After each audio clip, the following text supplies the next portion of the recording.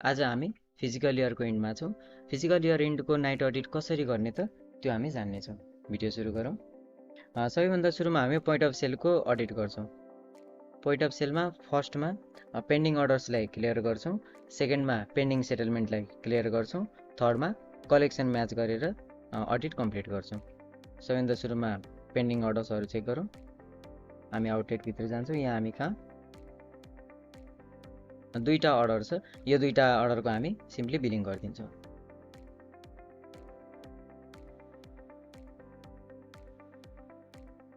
हामीले सबै पेन्डिङ अर्डरलाई क्लियर गर्यौँ। त्यसपछि पोइन्ट अफ सेलमा सेटलमेन्टमा गएर पेन्डिङ सेटलमेन्टलाई क्लियर गर्छौँ।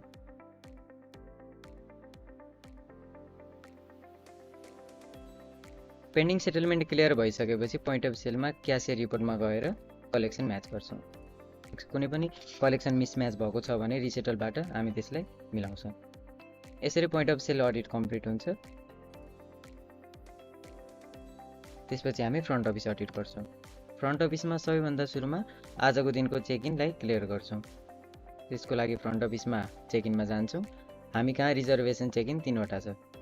सम्राट गेस्टलाई हामी रुम नम्बर 101 दिएर चेक-इन गर्छौँ। 101 डर्टी छ, सो यसलाई क्लिन गरौँ। Update then check-in.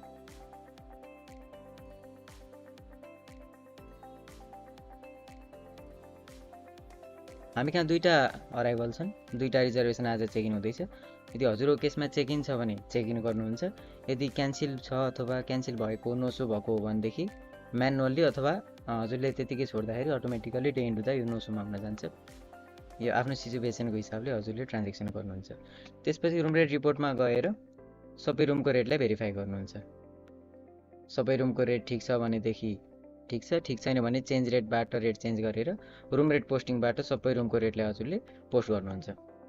पोस्ट गरिसकेपछि पनि इन हाउस एन्ड गेस्ट हिस्ट्रीमा गएर सबै रुमको रेटलाई भेरिफाई गर्नुहुन्छ। रङ रेट पोस्ट भएको छ कि राइट रेट पोस्ट भएको छ यो हजुर इन्स्योर गर्नुहुन्छ।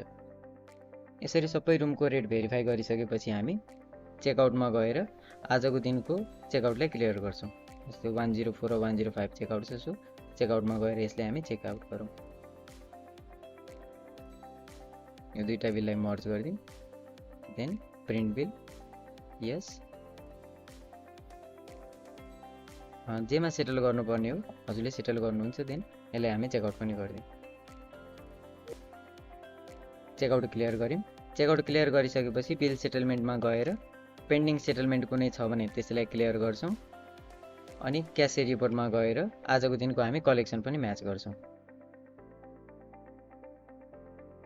यसरी हाम्रो क्यासबाट यति अमाउन्ट रिसिभ भयो।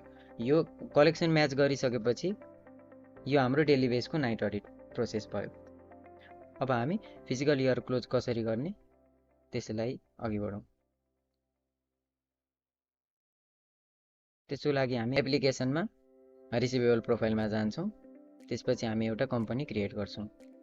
Classification company name physical year @1 closing.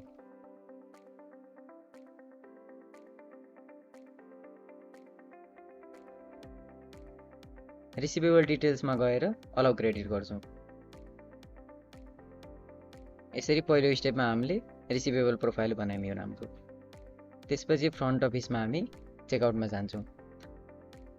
अब हाम्रो आजको दिनको जति पनि स्टे छ त्यो सबैको रुमको हामीले बिल गर्नुपर्ने हुन्छ, किनकि सेल्स ट्याक्स रजिस्टरको भ्याट र लेजरको भ्याट हामीले मिलाउनु पर्ने हुन्छ। त्यही भएर त्यो सबैको बिल गर्नुपर्ने हुन्छ।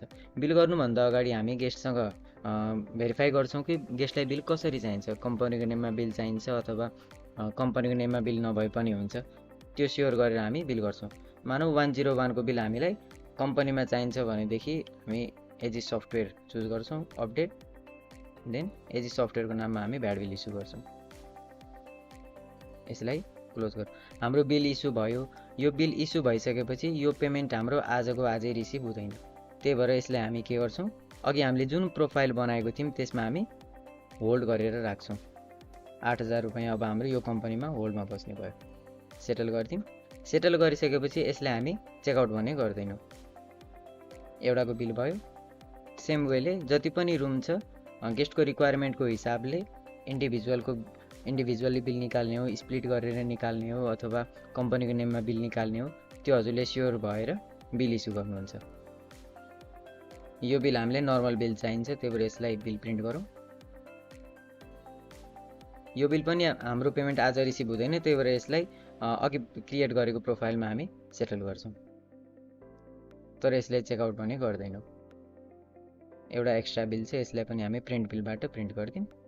देन यो पेमेन्ट पनि आज रिसिभ हुँदैन, यसलाई पनि हामी त्यसैमा सेटल गरिदिउँ।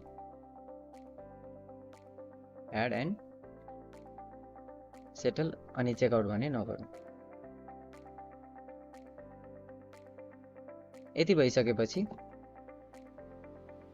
हामी एप्लिकेसनमा डे इन्डमा जान्छौँ, स्टार्ट डे इन्ड गर्छौँ। डे इन्ड गरिसकेपछि यसले आजको दिनको ड्यु इन नो सो हुन्छ अटोमेटिकली भनिरहेको छ। सो ठिक छ, यसलाई हामी नो सो नै हुन दिउँ, किनकि यो आज अराइभ हुँदै छैन, त्यही भएर। डे इन्ड गरिसकेपछि हामी फ्रन्ट अफिसमा गेस्ट लेजर रिपोर्ट लोड गर्छौँ।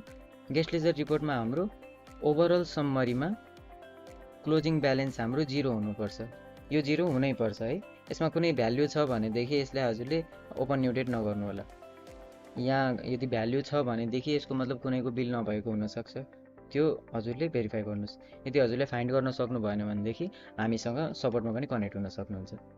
यसरी क्लोजिङ ब्यालेन्स 0 भइसकेपछि हामी ओपन न्यु डेटमा क्लिक गर्छौँ। देन फिजिकल इयर इन्ड हुँदैछ कि नयाँ डेट ओपन गर्ने हो त कन्फर्मेसन सोध्छ, सो यस गरौँ। ओके, यसरी हामीले फिजिकल इयर इन्डको नाइट अडिट कम्प्लिट गर्यौँ। त्यसपछि जुन अमाउन्ट हाम्रो होल्डमा छ त्यो अमाउन्ट कसरी रिसिभ गर्ने हो त, अब त्यो हामी हेरौँ। न्यू डेट ओपन भइसकेपछि हामी फ्रन्ट अफिसमा चेकआउटमा जान्छौँ। आजको दिनको कुन कुन चेकआउट छ त्यो हामी हेर्छौँ। हाम्रो 103 को चेकआउट छ, सो 103 लाई सेलेक्ट गरेर हामी क्लियर रुम गरेर यसलाई क्लियर गरिदिन्छौँ।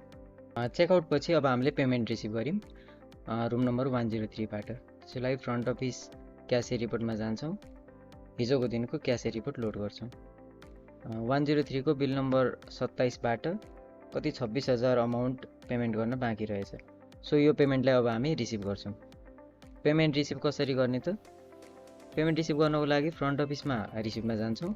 देन सिटी लेजरमा जुन अघि हामीले यो कम्पनीमा होल्डमा राखेको थियौँ, अब हामी पेमेन्ट रिसिभ गर्छौँ।